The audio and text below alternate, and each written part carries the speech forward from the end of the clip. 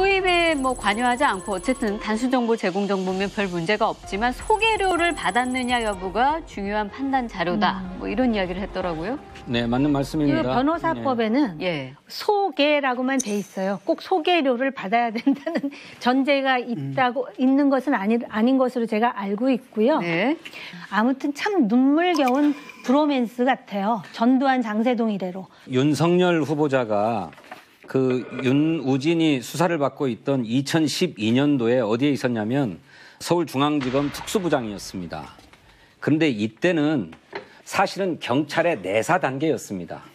그러니까 윤석열이 직접적으로 관장하는 사건도 아니고 윤석열이 복무하고 있는 수사기관에서 다루고 있는 사건도 아니었기 때문에 변호사법 36조나 37조에 해당하지 않습니다.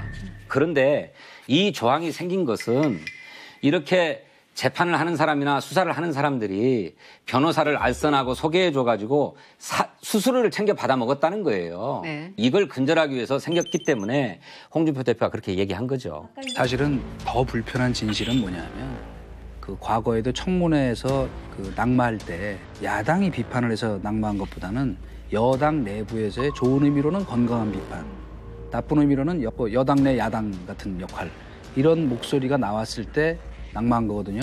근데 더불어민주당은 어떻게 그렇게 똘똘 뭉쳐가지고 당연히 금태섭 의원보다 훨씬 강한 질타의 목소리가 나와야 되는데 국회를 뭘로 알고 나와가지고 그따위 궤변 놀아놓냐고. 그런데 뭐 댓글 보니까 거의 대부분이 그 욕하는 거더라고.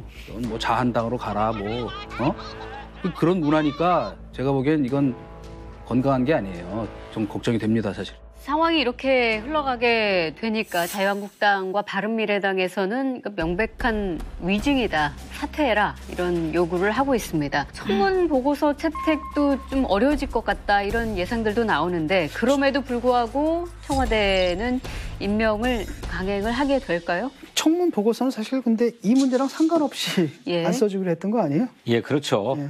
이 문제와 상관없이도 하지 않으려고 했습니다. 뭐 무슨 양정철을 왜 만났느냐, 예. 중립성 위반 아니냐 이런 얘기까지 다 꺼내 들었기 때문에 뭐 그런 건데 그것이 정말로 검찰총장에 임명하지 않아야 될 결정적 하자가 되느냐는 문제를 보자는 것이죠. 우리 이동관 수석님도 청와대에서 대변인도 하시고 홍보수석도 하셨잖아요. 기자의 취재에 언제나 사실대로 아는 대로 다 말씀해 주신 건 아니잖아요. 때로는 아는 것도 모른다고 얘기하실 때도 있을 그럴 때는 테고. NC ND를 하는 거죠. 네, 그 원칙은 지키려고 최선을 다했고 봉인의 말이라는 건 그렇게 중요한 거라고. 네네네. 그런데 그 당시에는 언론의 각광을 받는 위치에 있는 그런 사람이 아니었잖아요. 그리고 참 그 말씀 잘하셨어. 네, 그렇지 않아도 이건 그러니까 사실은 좀 이게 조심성이 워낙 없었다고 커서. 생각합니다.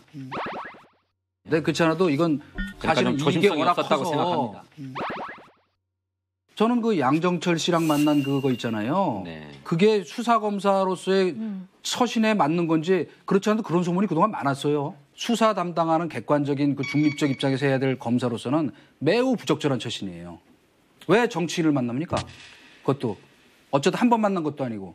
윤석열 후보자가 서울중앙지검장이 되기 전에 저기 대구 고검 이런 데 평검사로 지냈을 때 그때는 만났을 수도 있겠죠. 20대 총선 때 출마 의사를 타진하기 위해서 만났다는 거잖아요. 아니 그리고 자유한국당에서도 출마 권유했대잖아요. 그 조직을 너무 사랑하면은 네. 참 큰일이 날 수도 있겠다라는 생각이 들어요. 어떤 사적인 의리로 포장할 수 있을지 모르지만 검찰총장을 우리가 뽑는다고 생각한다면 그거 자체의 무게감에 대해서 절대로 가볍게 생각할 사안은 아니라고. 네, 그건 저도 동의합니다. 네, 그런데 이게 검찰의 일반적 문화더라고요. 그거 깨야죠. 심지어는 그 검사 동일체 원칙이라고 하는 것이 법에까지 규정됐던 시절이 있지 않습니까? 이제는 그게 없어졌습니다만 그런 만큼 그런 강한 조직 이기주의라든지 조직 이론론 이런 것들은 경계해야 마땅하다고 생각합니다.